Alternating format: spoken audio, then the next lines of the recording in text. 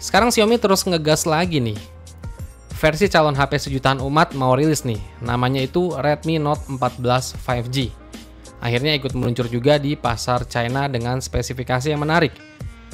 Meski dibanderol dengan harga mulai dari 2 jutaan, Redmi Note 14 5G ini udah memakai lensa kamera dari Sony dan memorinya pastinya udah lega.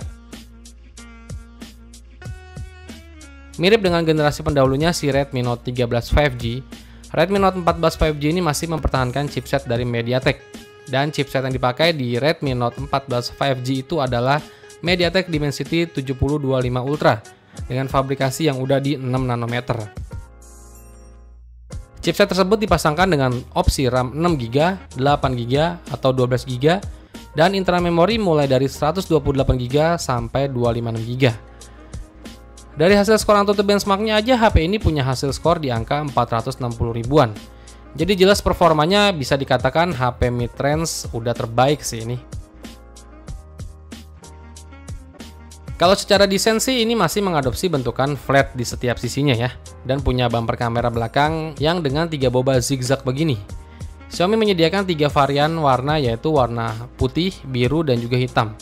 Terus di bagian layarnya Redmi Note 14 5G mengusung layar berpanel OLED berukuran 6,67 inch, resolusinya udah di Full HD+.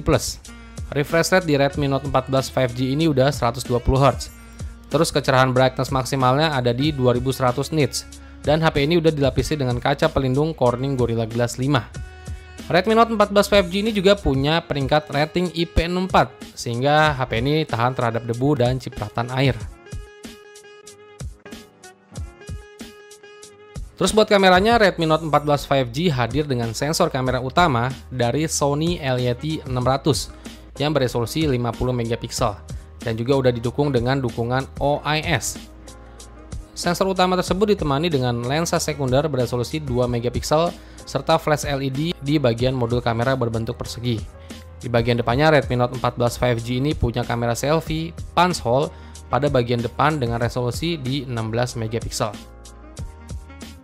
Redmi Note 14 5G ini udah punya operating system menggunakan Android 14 berbasis HyperOS terbaru.